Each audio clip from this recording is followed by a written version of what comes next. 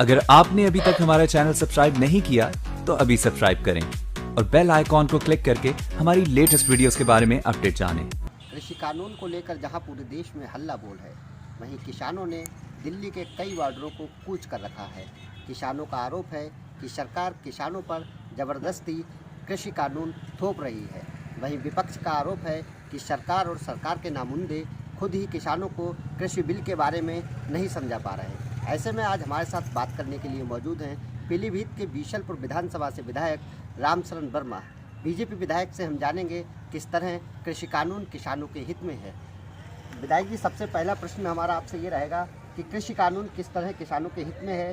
क्या सरकार किसानों को कृषि कानून के बारे में नहीं बता पा रही? भारत के संविधान के अनुच्छेद 35 से लेकर 51 तक नीति निर्देशक तत्वों का उल्लेख है, जिनमें अनुच्छेद 48 के अंदर कृषि क्षेत्र में कृषकों के उत्थान और कल्याण का उल्लेख किया गया है। इसी क्रम में सदैव से ये चिंता रही है कि इस देश का 70% वो कृषक जो खेती बाड़ी करता है उसके चेहरे पर खुशहाली दिखाई दे, और इसके लिए सबसे अच्छा ये सोच और चिंतन है कि उनके उत्पादन का उनको लाभकारी मूल्य मिले। इस क्रम में नरेंद्र मोदी ने अभी 3 कानून बनाए हैं। इसके अनुसार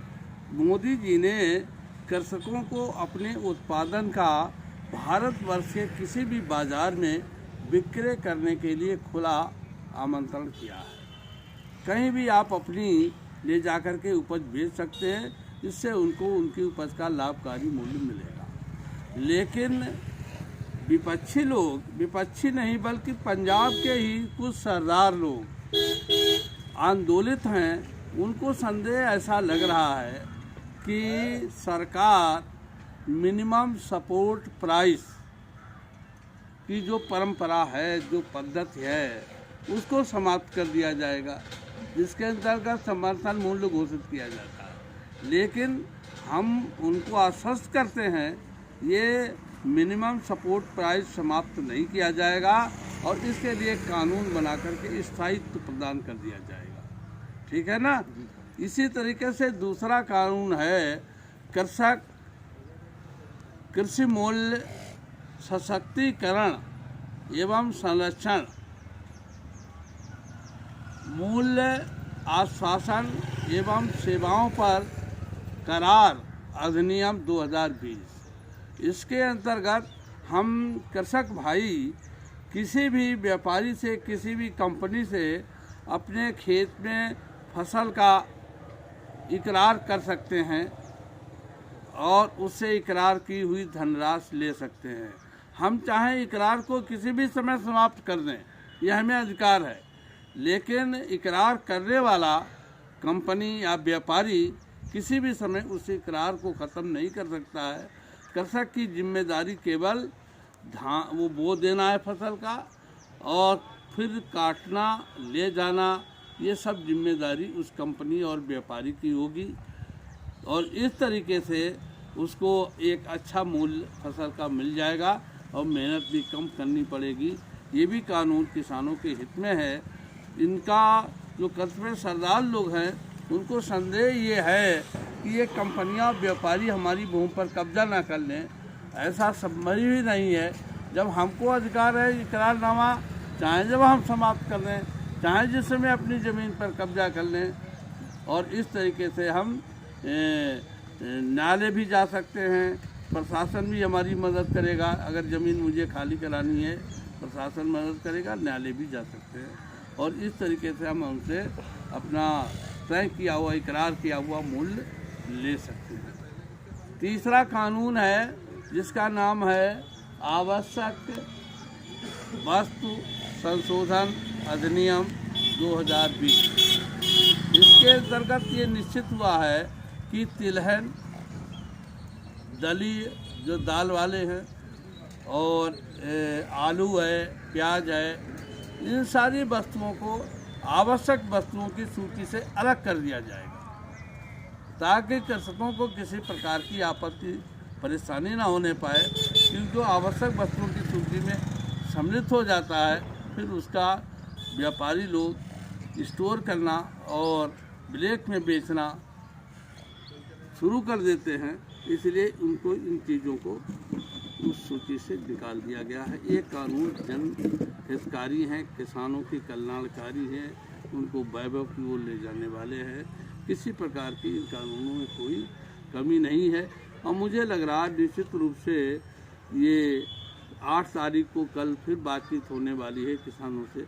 8 तारीख को मामला ये समाप्त हो जाएगा, किसानों की समझ में आ जाएगा, किसानों को भ्रम था वो भ्रम दूर हो जाएगा। आपको क्या लगता है कि सरकार कृषि कानून वापस लेगी या किसान सरकार की बात पर सहमत हो जाएगा? किसानों की समझ में आ जाएगा इन कानूनों का अर्थ। अभी वो किसानों को भ्रमित किया गया है, ये भ्रम उनका कल दूर हो जाएगा। विधायक जी, इससे हट के बात की जाए तो क्षेत्र की जनता आपको विकास पुरुष कहती है, जैसा कि बीसलपुर बरेली मार्ग हो, पुल निर्माण कार्य, बीसलपुर बिलसंडा बंडा मार्ग हो, पुल निर्माण कार्य, ये सारे आपके द्वारा बखूबी करवाए गए।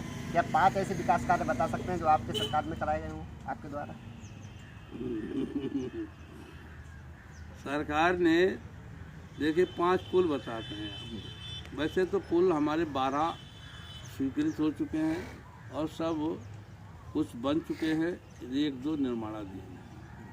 एक पुल हमने बरेली बाईपास गांव रमपुरा नौगमा नगरिया फतेहपुर के साथ बनवाया है, जो पुल हमारा 14 करोड़ का लागत का बन रहा है। बहुत बड़ा पुल है दुआ नदी पर। दूसरा पुल एक अभी हमारा स्वीकृत हुआ है बौनी पर बीसलपुर खुदागंज मार्ग पर, जिसका आज शुभारंभ होने वाला है, वो बनना शुरू हो जाएगा। एक सेतु और खामघाट यानी टिकरी से ले करके आप सीधे चले जाएं बड़े गांव होते हुए, पसरुआ होते हुए बिलसंडा तक चला जाएगा मार्ग। इस मार्ग पर एक नदी माला नदी पड़ती है, उस पर भी हमारा एक पुल स्वीकृत हो गया है, वही बनने वाला है ना। इसी तरीके से एक पुल जो है हमारा बीसलपुर बाईपास, वो भी कहा जाएगा। एक गांव है इधर टिहुलिया और उधर ललौर गुजरानपुर, इनके मध्य में एक पुल बनने वाला है। ये पुल भी एक बहुत बड़ा बीसलपुर के बाईपास का काम है।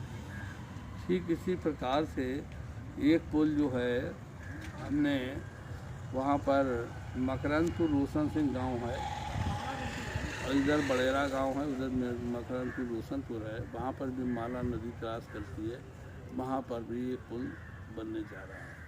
ये 5 पुलों की मैंने चर्चा की। वैसे 12 पुल हमारे बन चुके हैं। तो इस तरीके से हमने कहते पुलों की झड़ी लगा दी। धन्यवाद विधायक जी। कहते हैं हमारे साथ बीसलपुर से बीजेपी विधायक रामशरण वर्मा, जिनसे हमने जाना कि कृषि कानून किस तरह किसानों के हित में है। कैमरामैन गौरव के साथ आशुतोष मिश्रा, मीडिया हलचल पीलीभीत।